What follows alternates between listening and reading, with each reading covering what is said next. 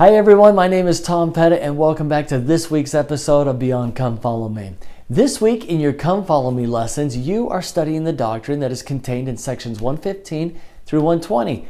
And like I do every week, I'm going to share with you for a few minutes the historical context of what's going on in the history of the church that led the Lord to reveal these important revelations.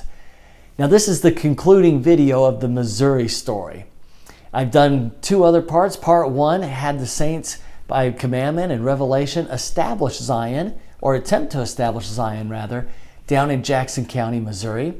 And then part two, we followed the revelations, and that talked about the saints being expelled or pushed out of Jackson County by mob violence, ending up in Clay County. We had to leave our saints in Clay County as we went back to Kirtland, talked about some things that were going on there, particularly the building and dedication of the Kirtland Temple. And now the focus is going back to Missouri. And these revelations, that's where they took place. That's where they were revealed, is in Missouri. And so now I'm going to share with you part three, the concluding part of the Missouri story, where we're going to move our saints out of Clay County into Caldwell County, into Far West, the city of Far West. We're going to talk about the experiences that would ultimately lead to the Extermination Order issued by Governor Boggs that would send the saints out of Missouri. But before they left, we had the experiences of things such as Haun's Mill and Liberty Jail, Adam on Diamond, and other things that I'm excited to share with you for a few minutes tonight. So we've got our saints down in Clay County, Missouri, and when the saints left Jackson County and they fled north across the Missouri River, they ended up in Clay County, and the people in Clay County that were there, those who weren't members of the church, they welcomed the saints. They were inviting to the saints. They said, yes, you can come here, seek refuge from what's going on in Jackson County, but don't get too comfortable because we'd like you to move on and find a more permanent residence within a couple of years. Well, those 2 years came and went, and the people of Clay County came to the saints and said, you know, it's been 2 years and we thought by now you'd move along. And the saints thought, what do you mean move along? Here we are, we're American citizens, we're Missourians because we're landowners, and we're exercising our rights of freedom by establishing a happy life here. They had homes, they had businesses, they were raising families, they had farms. And the people of Clay County said, yes, but we don't want to have a repeat of what happened down south in Jackson County, so we'd appreciate it if you moved along. Well, one thing led to another, and the saints had a friend by the name of Alexander Donovan. Not a member of the church, but he had represented Joseph Smith and other saints as a lawyer, fighting for their rights of freedom that had been taken away from them. Well, Alexander Donovan at this time was now working in the state level government, and he drafted up a proposal, a law, submitted it to the assembly, and the law said this: what if we take this big, long Ray County that stretches from the middle of the state all the way up to the top of the state, up to the Iowa border. Let's divide it into three portions. We'll leave Ray County as the southern portion. The middle section we'll name Caldwell County, and the top portion we'll name Daviess County. And we'll give Caldwell County as a settling place for the saints. Caldwell County was in the middle of nowhere. Nobody was interested in that land anyway, Alexander Donovan would explain, and it was true. And so the assembly said, yes, that's a great idea. This could fix the Mormon problem, as it was as it was known by. And so they said, yes, let's fix this Mormon problem, and we'll send all the saints to this newly created county called Caldwell County. The county seat, the city, would be named Far West. Well, there was only one more step they needed to take in order to make it official. They needed the governor's signature. And so the law, or the bill, was sent to the governor's office. Governor Boggs took a look at it and thought, yes, this could be it. All these problems that we've had over the years between Mormons and militia members and the Missourians, maybe it could all be solved by giving the Mormons a settlement here in Caldwell County. Now, throughout the rest of the video, I'm going to talk about Mormon militias and different things like that. And that's just the name it was given. You look in the history, and it was the Mormon Militia and the Mormon problem and the Mormon Missouri War. Understanding, of course, that all these saints are members of the Church of Jesus Christ of Latter-day Saints and not Mormons. But I'll refer to those proper names, or such as the Mormon Militia and whatnot, throughout the rest of the video. So Governor Boggs said this could end our Mormon problem. We'll put them up here in Caldwell County. They can be on their own, and the Missourians will be on their own, and everybody should be happy at this point. Well, while all this was happening, there were problems in Kirtland. And we've talked in past videos about those problems that were existing in Kirtland. And eventually Joseph and Emma and other leaders of the church and many of the saints, they left Kirtland and they moved to Caldwell County, to far west Missouri. So we've had our Missouri experience happening at the same time as our Kirtland experience was happening. And now we're bringing all the saints together into one place, for the most part, the vast majority of the saints, all into one part, and that is in far west Caldwell County, Missouri. Shortly after Joseph's arrival, section 115 was revealed. I want to pull out just a couple of things out of 115 that go beyond our study of the in our Come Follow Me lessons, and I want to start in verse 4. Here it says, "For thus shall my church be called in the last days, even the Church of Jesus Christ of Latter-day Saints." Now you take a look at the date there. It's April 26, 1838. The church has been around for 8 years. What was the church called for 8 years? It was called many things. On the day of organization, April 6, 1830, Joseph Smith continually referred to it as the Church of Christ. And this would be a common name that the saints would use in referring to the name of their church. But it would also be called the Church of the Latter-day Saints for a while.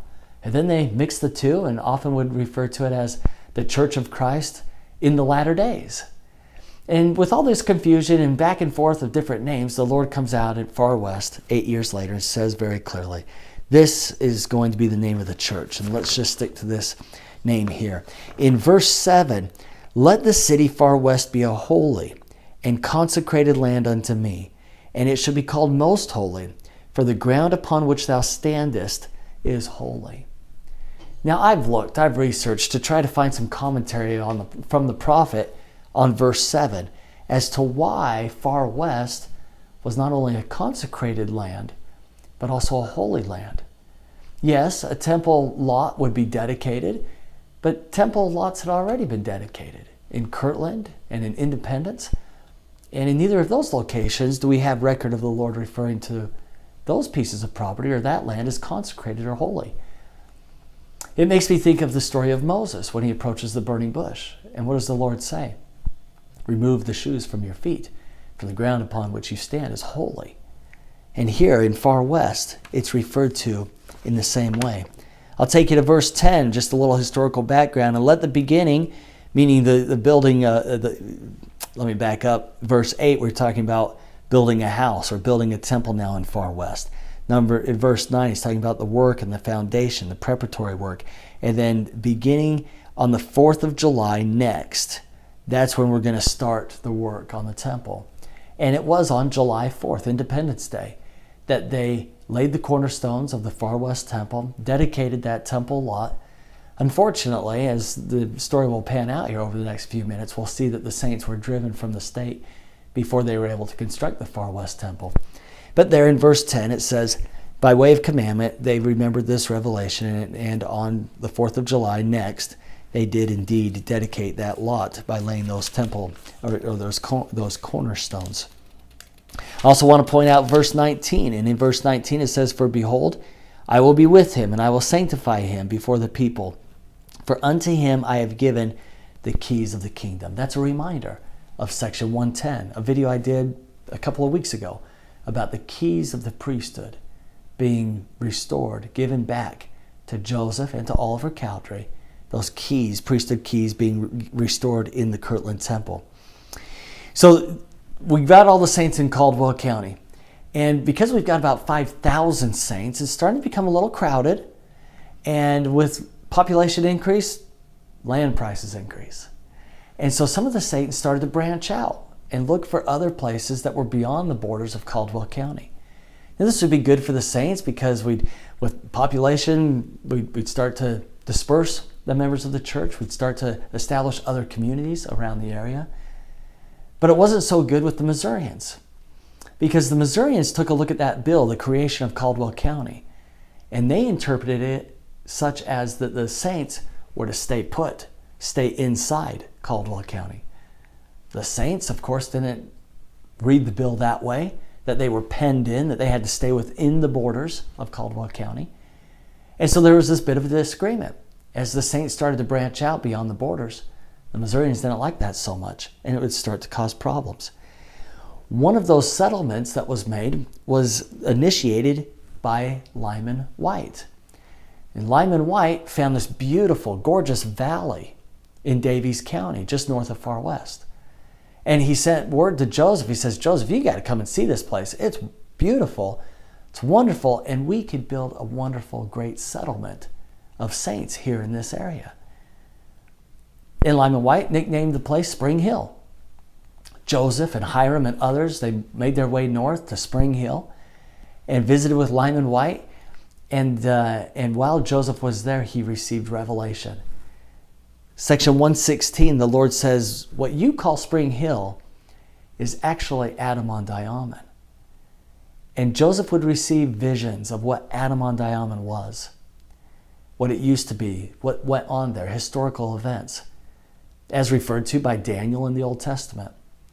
And then Joseph started to see visions of the future, what would happen here in a future day, as recorded in section 27 and 107. Now, I'm not going to spend time in this video focused on Adam-on-Diamond. I've already done a video like that. If you're interested in it, you can check out my video on Adam-on-Diamond. The link is found in the video description below. But that's what we have in 116. Now we get to 117. Oliver Granger, very faithful, trustworthy, loyal individual, active member of the church. And you'll read in 117 that he was that it was his assignment given was to stay behind in Kirtland, try to tie up some business deals and with land and business and other things like that, and to also continue to preach the gospel by leading a congregation of saints that were still there in Kirtland. And in a future video, I'd love to spend a lot of time on Oliver Granger, but in this video, we're going to get back and focus on Missouri and what led the saints from being peaceful citizens in Clay County all the way to the Extermination Order and Liberty Jail. So we'll get the historical context here of these next couple of chapters as well quickly, and then we'll get right into that history, all those stories of Missouri. So we've got 118. And in verse 1 of 118, the Lord says, verily thus saith the Lord, let a conference be held immediately, let 12 be organized, and let men be appointed to supply the place of those who are fallen. Who were the fallen? Those who went apostate, those who decided to leave the church, who were members of the quorum of the 12 apostles. And with those vacancies within the quorum, the Lord called for additional men in reference to this section. He called John Taylor, John Page, Wilford Woodruff, and Willard Richards. 2 of the 4 would become future presidents of the church. And then we get to section 119. And in section 119, Joseph is still in quite a bit of financial difficulties, or I should say the church is in some financial difficulties with all the money they've been spending on missions, on land purchases, on establishing Zion and building the Kirtland Temple. And so Joseph asks the Lord if there's a better way to live the law of consecration. Can we help each other out economically by living that law? We made the attempt years ago, but could we try it again and maybe get it a little closer to right this time? And the Lord in section 119, he says, no, we're not going to try the law of consecration again to the extent that it had originally been revealed. But now we're going to institute the law of tithing and invite members of the church to participate in that law instead. Okay, now let's get into the details of Missouri, how it all happened. We've got the historical context of the sections that you're reviewing doctrinally this week. But while these sections were being received, all these things were going on in Missouri. And it goes on really fast. It's really exciting. I won't talk fast, but the events happen so fast and sometimes simultaneously that I'm going to keep it all straight for you, but it goes really quickly. And because it's going quickly and the lack of communication, the lack of understanding, events spiral out of control really, really fast, dangerously fast. So August 1838, time frame of when these revelations were received. Our saints had gotten into far west. We're starting to branch out. We've now got Adam on Diamond. There's also another little town that the saints go and make a little settlement in. It's an existing town, and they just go and become fellow citizens in this city. It's called Gallatin, Missouri. And in August of this year, it was an election time. And so everybody was going to the booth, the voting booth. And the members of the church came to the town square to cast their votes. They're citizens of the United States. They're landowners in Missouri. It was their right, their constitutional right, and even state right to cast ballots or to cast a vote for those who are on the ballot. Well, the Missourians saw the members of the church coming, and they said, no, we're not going to let you vote because we know that you'll vote in a block, which is going to swing the vote. Whatever way you're voting, it's probably the way it's going to end up. And so they refused to let the members of the church vote that day. Well, a member of the church, he found a stick. He picked it up and started whacking with it, pushing himself into the voting booth. The Missourians, they defended themselves. They pushed back. Fists were thrown from both parties. And before it got too out of hand, probably some black eyes and some big bruises all over their bodies, but nobody died. But despite that, there was a lot of fear, a lot of tension, and both sides backed away before it got out of hand, before it escalated. The Missourians started to talk about the members of the church in a slanderous way. They started sending out false reports, saying they brought this mob in, everybody carrying sticks. They threatened the lives of everybody in town if they couldn't vote. And so the story got exaggerated. And as it got told and retold and retold, those little lies became big lies. The reports became incredibly exaggerated. And the rumors ended up in the governor's office, Governor Boggs. What did he do with those rumors? He set it aside. He said, let's wait and see. Let's not act in haste. Not yet, at least. There's a leader of the Missouri Militia. Now, what's a militia? It's a legally created entity that's set up for defense. It's like a neighborhood watch on steroids. They're not to be the aggressors, but they're there to keep the peace. They're there to stand in defense and defend the rights and liberties of those that they're sworn to protect. And so there's a Missouri militia to do just that, to keep the peace throughout the state. The leader at this time, and it will change through our story, but the leader at this time, which is September, and remember things are going to unravel here super fast. So we had the Gallatin election day vote issue in August. It's now September. General Atkinson of the Missouri Militia, he writes a letter to Governor Boggs, who's heard all these false reports, exaggerations of the problems that are going on. And the non-member of the church, General Atkinson, he writes to the governor, things are not so bad in that county, meaning Daviess County where the vote took place. Things are not so bad in that county as represented by rumor, and in fact, from affidavits, I have no doubt Your Excellency has been deceived by the exaggerated statements of designing or half-crazy men. I have found there is no cause of alarm on account of the Mormons. They are not to be feared. They are very much alarmed. Members of the church are alarmed because they're the ones being persecuted. And here we have the leader of the Missouri Militia, which is very important in our coming story, writing a letter to Governor Boggs saying, you've been deceived. These aren't bad people. They're not uprising. There's not a problem here. Everything's fine. So these ideas that have been planted in your head, Governor Boggs, by what he called crazy men, he said, put them aside. Let it be. So the truth was being told about the saints. But we'll quickly find out that Governor Boggs had no interest in listening to the truth. He was more focused on the rumors and the worry of what those rumors could produce. That was early September. We now get into late September. There's another settlement called DeWitt.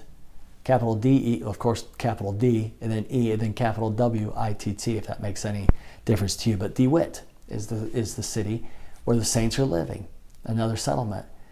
And the Missourians come over to the little town of DeWitt and start flexing their muscles and saying, hey, remember what happened up in Gallatin? That's not going to happen around here. You members of the church, you Mormons, you stay put and you do as you're told. Well, the members of the church down in DeWitt, they started to put up a defense, not physically, but literally started to put up a defense saying, hey, if you're going to attack us, we're going to be ready here. And so we're going to be prepared to defend ourselves. Now, because the members of the church started to not literally physically defend themselves, but make preparations to defend themselves, the Missourians saw that as an aggressive preparation, and the Missourians started to prepare themselves as well. The members of the church in DeWitt sent a letter to Governor Boggs and says, hey, there's a problem brewing down here. We need help. Governor Boggs made no response. The saints, over the course of the next few days, as tensions brewed, the saints sent another letter to Governor Boggs, and this time he did reply. And he said, let them fight it out. Let them fight it out. If there's a disagreement, let's go to blows. We'll see who's standing at the end. So as a result, the members of the church in DeWitt said, we're out. That's it. We're leaving. And there was a few little skirmishes and scuffles. And before it got too out of hand, they headed to Far West for safety and protection. Now, the non-members of the church, those mobs that were threatening the saints in the city of DeWitt, they looked at the situation as a win. We scared them silly. We scared them all the way to Far West. We just took over their town. We're now going to go in and raid and loot the place, take everything that was left behind. And they grew in confidence because just by posturing and threatening verbally the saints, they drove them out of town. And in addition to that, it's clear that the governor is not on the side of the members of the church. He failed to come to their defense, and the Missourians took notice of it. Yet, Governor Boggs decided to allow a legal creation of another militia. So we've got a Missouri militia, and now we're going to have specifically a second militia whose sole assignment is to protect the saints, so that something like DeWitt and Gallatin doesn't happen again. A man by the name of George Hinkle is appointed to lead that militia. Now, this second militia, the one that's to stand in defense of the members of the church, is given the name the Mormon Militia. Now, the Mormon Militia, it was named that because that was the deal. It was going to protect the Mormons. But it wasn't made up just of Mormons, and it wasn't the church that created the militia. All these facts are important here in a moment. And not all members of the Mormon Militia were members of the church.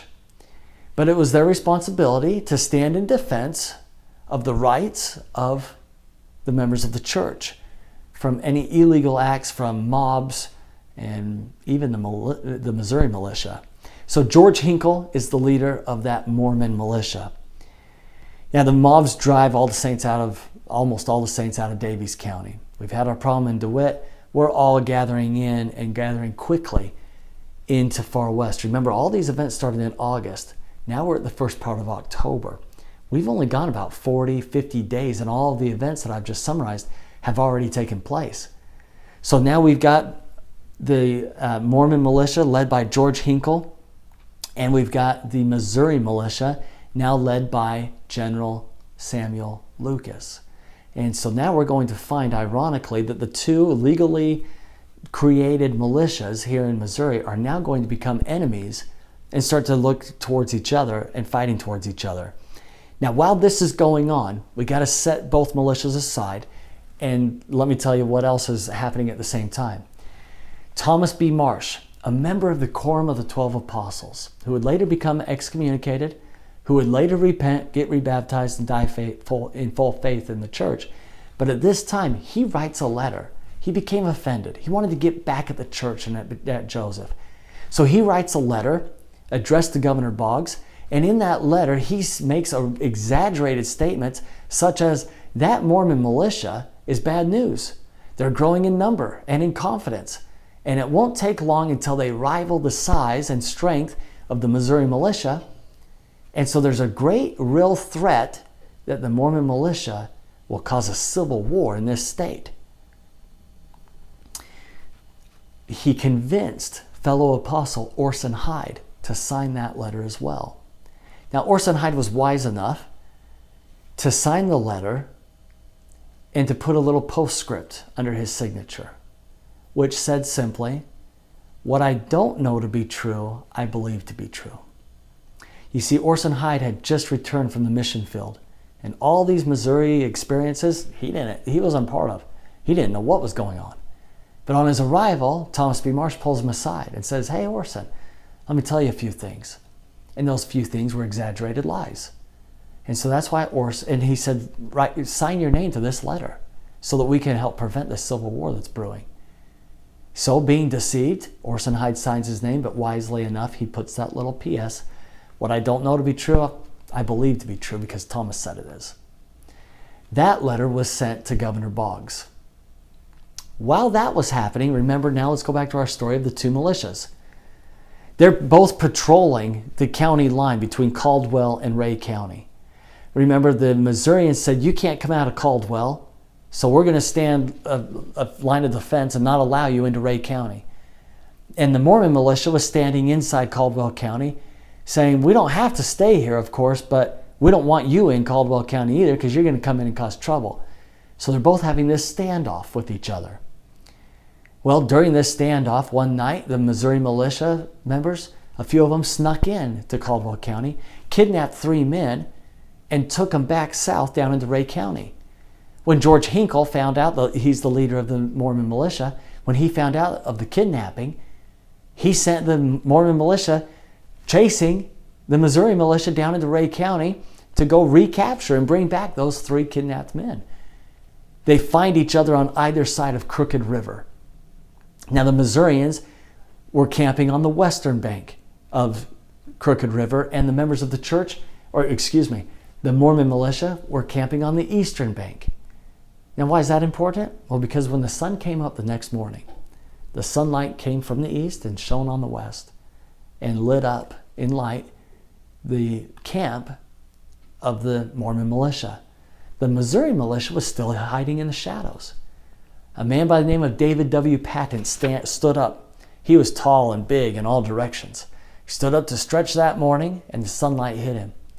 And with the sunlight all over him and being lit up, he was an easy target, and a member of the Missouri militia shot and killed David Patton. Now, who's David Patton? The president of the Quorum of the 12 Apostles. About 2 weeks prior, he was in Joseph's home, and they were just visiting, and David was expressing to Joseph how much he loved the Savior and how much he wanted to serve the Savior the rest of his life. And he made the comment, I want to prove to the Lord my faithfulness. I hope one day I'll die as a martyr. And Joseph said, oh, David, you don't know what you say. A man of your faith will get what he wishes for. And 2 weeks later, David dies as a martyr. Well, that first shot that killed David Patton woke everybody up. And the Mormon militia started firing their guns. The Missouri militia started firing their guns. In addition to David Patton, 2 more members of the Mormon militia died, and 1 member of the Missouri militia died. That was enough for both sides to get really scared and nervous and turn around and run the other directions, away from each other. But the Missouri militia sent a letter to Governor Boggs, exaggerating the events of the Battle of Crooked River, saying in part and in essence, that Mormon militia is huge and it's growing in number, and they're coming at us in a threatening way, and they wiped us all out. They didn't kill 1. In reality, they did. But what they said in the letter is they've killed all of the Missouri militia. Governor Boggs receives, remember now we have 2 letters going to Boggs. The one from the Missouri Militia, talking about the Battle of Crooked River, and we've got the other letter from Thomas B. Marsh and Orson Hyde. Governor Boggs receives the letter from from the Missouri Militia first. He reads it, he thinks on it, and he says, let's wait and not do anything. But then he gets that second letter from 2 apostles saying essentially the same thing. That this Mormon militia is getting a little out of hand and we need to be cautious. And with those signatures on that letter, that is what did it for Governor Boggs to say, we've had enough. We are now going to issue an extermination order. In fact, he says that if I have the quote here,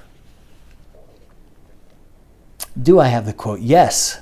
From Governor Boggs, the Mormons must be treated as enemies and must be exterminated or driven from the state if necessary for the public good. Their outrages are beyond all description. Extermination order is now issued. Remember, all these problems started late August. It's now Halloween, October 31st, 1838. 2,000 troops of the Missouri Militia now surround Far West, and they're ready to enforce the extermination order. We got to leave them there. Now we've got some other Missourians who are pretty hot under the collar and looking for a fight. And they want to just go to the closest Mormon settlement and wreak havoc. And these Missourians lived in a county called Livingston County. And the closest Mormon settlement to Livingston County at the time was a little place called Haun's Mill. So let's leave the Missouri Militia surrounding Far West and the extermination order in effect. Let's leave that to the side for a sec, and now let's talk about Haun's Mill. Not forgetting, because everything's happening at the same time so fast, lack of communication, things are spiraling out of control super quick. So we've got Haun's Mill. According to Joseph Young, this is what happens. On that day, about 4:20 in the afternoon, he says it's unseasonably warm. So the men are out working in the fields, children are out playing around the homes, everybody's out enjoying the sunshine. It's a nice afternoon. They weren't unaware of the problems that were happening in Missouri. And so they had a plan. If there was an emergency, they would ring the bell. At the sound of the bell, all the women and children and most of the men would head across the river, up the hill, and hide in the woods. Those men who were assigned to would head to the blacksmith shop. In the blacksmith shop was a big barrel of loaded and readied guns set for a defense. Now the blacksmith shop was built with the intent to defend themselves. So between each log, it was a log cabin type of building, between each log was a little bit of a gap. So those men could run into the blacksmith shop, grab a loaded gun, and point it out between the slats, between the logs, and be ready for the defense. The problem, though, is if those holes are there in the blacksmith shop walls so that a gun can be pointed out, a gun could also be pointed in. And 250 armed and mounted men surrounded the blacksmith shop and opened fire. That's why we call it the Haun's Mill Massacre. 17 men and boys died that afternoon. One of them was a man by the name of William Smith. He had 2 young sons that were hiding in the blacksmith shop with him. One was named Sardius, who died. The other was named Alma. And Alma, although he survived the attack, he took a bullet in his hip. It blew his hip apart. After 3 days of hiding, the women and children and the other men came out of the woods and came down to see the problems, see all the destruction, to bury those 17 in a common grave. And among all the destruction, the widow, the now widow of William Smith, the mother of Sardius and Alma, Amanda Smith, finds Alma Smith in excruciating pain. She takes his best care of him as she possibly can. The other saints, they gather their belongings, they gather their families, they bury the dead, they make their way to Far West. Amanda can't travel with her little boy with her little boy Alma. And so she prays to the Lord for help. Help with her grieving heart, help with not knowing what to do, help with the fear that she must be faced with at this point, help that the mobs won't come back and finish the job, and also help to know how to heal her son. She had great faith that the Lord could heal her son. In fact, she asked Alma, she said, "Do you believe that Heavenly Father made your hip?" "Yes, Mother, I do," said Alma. She says, "Do you believe that Heavenly Father can heal your broken hip?" And with all the faith little Alma had, he said, "Yes, I do." Well, by listening to the whisperings of the Spirit, Amanda was told exactly how to heal that little hip. Making a little poultice out of some herbs and bushes and plants and whatever else might be around, and mixing it with a little bit of mud and water. She makes this little solution, applies it to his hip, and repeatedly will change the dressing. She had faith that she was being guided by the Lord in making this solution for her son, and had faith that it would make it all better. It didn't take too many days. It took a few weeks, but eventually she's out working and she hears laughter. It's her other children. She comes back running to the house to see what's going on. And her children are all excited. The children, in addition to Alma, are all excited because Alma is standing up and dancing and having a great time on his new hip. He would grow to manhood. He'd be called on missions. He'd use that leg and hip and walk thousands of miles in serving the Lord. And the only thing that you could tell that was wrong with him, if there was anything wrong with that hip, is it had a little indentation in the side there. But other than that, his hip was miraculously healed and recreated by the Lord. Well, Amanda wasn't out of the woods yet, literally. She still had a lot of problems, a lot of things that she needed to take care of, hoping to catch up with the saints, still fearful of the mobs coming back. And one day she's out in the cornfield and she's praying to the Lord, and not so much asking for a blessing. What she's really doing is she's out there just pouring her heart out to the Lord, reminding him of the situation that she's in, and asking the Lord to just bring a little peace and comfort to her. She says in her journal that when she exits the cornfield, she heard a voice. It wasn't an impression, it wasn't a feeling. She heard an audible voice. And that audible voice said words to her that she was familiar with. She was familiar with the words. She says, "When I emerged from the corn, a voice spoke to me. It was a voice as plain as I had ever heard one. It was no silent, strong impression of the Spirit, but a voice repeating a verse of the saints' hymn. That soul who on Jesus hath leaned for repose, I will not, I cannot desert to his foes.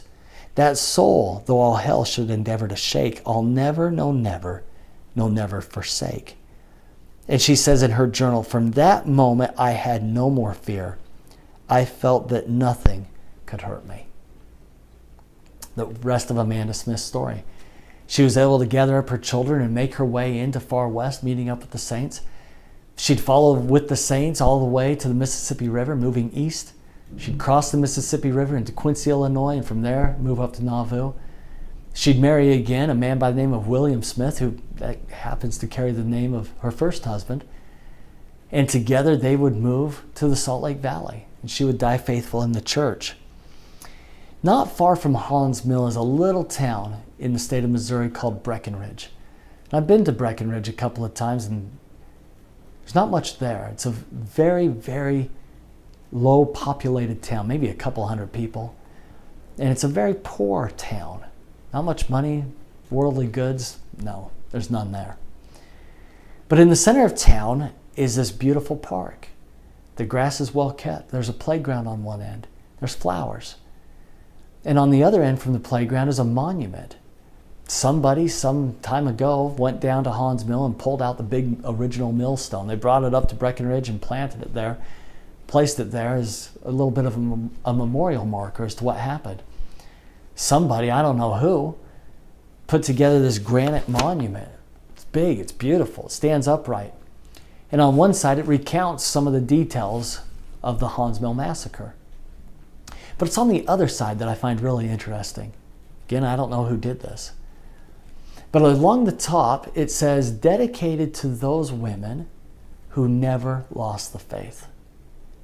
And then it lists several female names.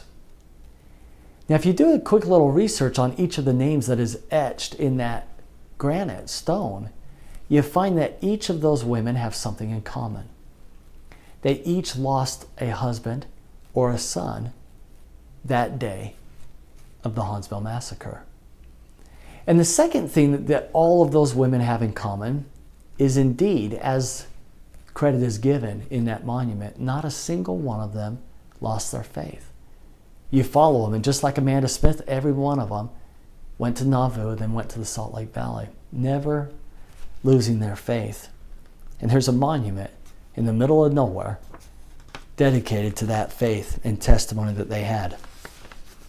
So when Haun's Mill takes place, Joseph Smith he got to the end where he says, we've exhausted every legal recourse we can imagine. It started back in Jackson County by petitioning judges down there. We looked at the state level, the state assembly, the governor, two governors, Governor Dunklin and Governor Boggs, both refused to help the saints. During the Missouri experience, Joseph and Sidney, they even went to Washington, D.C., sat down with Martin Van Buren, who said, gentlemen, your cause is just, but I can do nothing for you. Why not? Because it was an election year and Van Buren needed the Missouri vote. So they went through an exhaustive list of people who should have and could have helped the members of the church for all the wrongs that the Missourians had placed upon them. But when Haun's Mill happened, Joseph said, that's enough. We've done all that we can, and we can't do any more. We won't fight this battle any longer. So General Lucas, the leader of the Mormon Militia, he comes to Joseph and he says, Joseph, the leader of the Missouri Militia, Samuel Lucas, he and I used to serve in the army together. I know him. Let me go talk to him and see if I can work out some sort of peace agreement. Joseph said, that's all we've ever wanted. So Hinkle goes, visits with Lucas. He comes back and tells Joseph, Lucas is ready to sign this peace agreement. And with your signature on the agreement, he's going to take the Missouri Militia and head south. They're not going to bother us anymore. Of course, part of the peace agreement is that the Mormon Militia is not going to harass them either. We're both going to go our separate directions. And Joseph said, what could be wrong out of that peace treaty if the peace treaty is for real? So they go down. So Joseph is invited. He's told that he and several other church leaders are to go to the Missouri Militia's camp just outside of Far West. And there they'll sign the peace agreement. Joseph and the other leaders of the church, including his brother Hiram and Sidney Rigdon, those three comprising the First Presidency, and several apostles, of the members of the 12, they go down into the camp of the Missouri Militia, fully intending on having a peace agreement conversation. As soon as they arrive there, Hinkle, the leader of the Mormon Militia, says to Lucas, the leader of the Missouri Militia, General Lucas, as promised, here are your prisoners. The guards surrounded Joseph and the other brethren and took them captive as prisoners. Joseph and Hiram and Sidney and others are now in shackles. Joseph looks at Hinkle and he says, there was a Judas among us. Joseph and Hiram, Sidney, and others would now be taken as prisoners, and they'd be taken south. First to the Richmond jail, and while in the Richmond jail, they would receive the most vile, hateful, evil-filled, filthy language directed at them. Parley P. Pratt was there that night, and as they lay awake, the saints, the leaders of the church, God's prophet, laying on the floor of the Richmond jail, listening to this degrading verbal abuse, Parley P. Pratt, who was there, said that all of a sudden, Joseph stood tall, erect, strong, yet in shackles. And he rebuked those individuals for the filth they were saying. Joseph says to them, "Silence, ye fiends of the infernal pit. In the name of Jesus Christ, I rebuke you and command you to be still. I will not live another minute and bear such language. Cease such talk, or you or I die this instant." The guards became quiet. Throughout the night, one by one, many of them approached Joseph and begged his forgiveness. The time in Richmond didn't last very long. Joseph and the other prisoners would be sent to Liberty Jail, where they would spend the next 4 months and 5 days in confinement, in what the Missourians referred to as a dungeon cell. Next week, when we look at sections 121 and 120 through 123 or whatever it is, that focuses on Liberty Jail. We're going to talk in depth about Liberty Jail. So that's where Joseph is. Now, what's going on with the rest of the saints? When Joseph was arrested and the others, the Missouri militia took advantage of the opportunity to come into town, harass the saints, riot in the streets, and loot their businesses and their homes, taking whatever they wanted and telling the saints to get out of town. The saints, over time, and it wouldn't be very much time, a short amount of time, they would gather up what belongings they could, what belongings they had, and knowing that the threat of the Extermination Order was real, they would make their way out of Far West, knowing that they've got to get all the way out of the state of Missouri. And so they head east. Why east? Well, there's nothing they can't go south. That's Ray County, Jackson County. That's where all the problems are. They can't go west and they can't go north. Why? Because there's no timber. You've got to have some trees in order to start a community. You've got to build homes and shops and businesses and whatnot. So they went east, not knowing exactly where they would settle, just knowing that they've got to get to the other side of the Mississippi River. The river divides the state of Missouri from the state of Illinois. And so they made that 300-mile journey in the bitter cold with an extermination order at their back, having nothing but the clothes on their back and what they could carry in their arms. This would be long before the covered wagon days or even the handcart days. They just had to get out of the state and do it as quickly as they could. So they're making their way across. The leadership of the church is in Liberty Jail. So who are the saints looking for leadership and guidance? Well, we had Thomas B. Marsh, who was excommunicated. He was president of the Quorum of the 12. Next in line was David Patton, who died on the banks of the Crooked River. Number 3, according to seniority in the Quorum of the 12, was a man by the name of Brigham Young. And it's at this point that Brigham Young starts to become a leader in the church. Along with his friend and fellow apostle, Heber C. Kimball, the two of them would be the primary leaders of getting the 5,000 saints out of Missouri and into the state of Illinois. As they're starting to leave town and everybody's doing their best to grab what they can on their way out, I want to tell you about Emma Smith. Now, Emma was left there with 4 children, young children. Her husband is taken off to Liberty. She doesn't know if he's dead or alive at this point. If he is alive, will she ever see him again? Who's to know? She has to leave quickly, though. She has a child in one arm, another child in the other arm, and a child clinging to each leg as she makes her way out of Far West. She doesn't have a hand to carry anything else. But in such a circumstance, if Emma had an opportunity to take something, what would it be? Something to feed her children? Something to keep them warm? A memento? A family heirloom? Of all these things that she could have taken or should have taken, she didn't. Because besides carrying 4 little children, she didn't have much physical ability to carry much more than that. But there was one thing that she must take. She knew. So she took her skirt, and on the underside she sewed a couple of pockets. And in those pockets she deposited the only manuscript of the Joseph Smith translation of the Bible. And by taking those out of town and with her to Nauvoo, we today are able to have those little footnotes, those JST footnotes.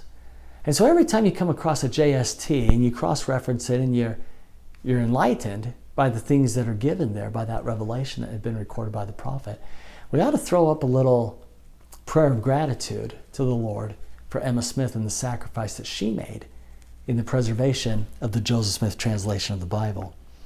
Well, the saints get all the way to all the way to the Mississippi River, but they can't get across. The Mississippi River at that point in time and at that location was a mile wide. It was freezing cold. It's now November, and there's huge ice chunks coming across the river. Well, on the opposite side in Illinois, there's a little town called Quincy. And in Quincy is the number of citizens there amounts to 2,500. So in Quincy, there's 2,500 men, women, and children. Directly across the river, there's 5,000 refugees. People of Quincy have no idea who they are. They didn't know they were members of the church. They just saw a problem. And from some of the journal accounts of those people in Quincy, Illinois, come a description of our saints that include descriptive phrases such as people witnessing crying children, crying of cold, crying because they're hungry. Descriptions of a father trying to make a fire out of wet firewood and nothing but smoke. No warmth is provided. Those same fathers would take a torn and tattered blanket, tie it between a couple of trees in hopes of creating a little bit of shelter. And the mothers being busy trying to take care of the children to soothe their fears, warm them up a little bit, and find something to possibly feed them. It's a bad situation that the people in Quincy were witnessing. The mayor got concerned. He calls out to the townspeople. He says, look, we've got a problem over here. I don't know who they are, but they need our help. Bring supplies, dry firewood, medicine, things to take care of their lacerated feet that are bleeding all over the burnt prairie and the frozen trails. Bring food, bring clean water, bring shelter, bring blankets. And they did. And they put them in huge piles there on the banks of the river. And he says, great, we've got all this supply, everything that these poor people need. Now we've got to get it to them. Bring your canoes and your rowboats. And the people of Quincy did. They brought them down. And they started to load up those rowboats and canoes. And then he says, great, now who's going to row it across the river and save these people? And nobody responds. So the call goes out again. Somebody jump in a rowboat and take the supplies over to these people. Still no response. Why not? Because the water is so cold that these big ice chunks that are flying down the river, if an ice chunk hits a canoe, it's going to turn it over. This is a suicide mission. And yet the mayor calls out one more time. Somebody, anybody, take a rowboat and get some supplies over to these people. A young man, about 18 years old, he says, I'll do it. He jumps in the rowboat and he starts going for his life, literally, trying to dodge the icebergs. And they knew, and the people in Quincy knew, this might be our only chance. So they probably put more supplies into that rowboat than they should have. And when that young man made it across the river, the people in Quincy got so excited. They couldn't control their actions. They all jumped in the rowboats and they all jumped in the canoes and they started going. And it was a navy flying across the Mississippi River, giving no thought to the danger they were stepping into. By all accounts, it seems that every rowboat and canoe made it to the other side. Supplies started being handed out, blankets. People are starting to get warm. They're starting to get fed. Here's some dry firewood. Here's some real shelter. They start nursing them back to health. Maybe still not even knowing who they are or where they came from, but they're taking care of them. They're ministering to the saints. Well, it's time to get the saints across the river into Illinois to safety. The Lord in his mercy turned the weather colder. Ironically, it was the mercy of the Lord, because that froze the river. And many, including Emma and her 4 children, were able to walk across the river. Some of them went before or after the river froze and came by rowboat or canoe. And again, by all accounts, I can't find any negative account that says that anyone lost their life or didn't make it across the river during that rescue. Still finding the story from the journals of people living in Quincy, not members of the church, There was one man who wrote in his journal, you couldn't get out of bed in the morning without stepping on a Mormon. Reason being, there's 5,000 members of the church. There's only 2,500 citizens of Quincy, and so they brought them into their homes, give them shelter, give them some warmth, and a somewhat comfortable place to sleep. Just lay them on the floorboards, one next to each other, stack them in like sardines. But they took care of them, and they helped them.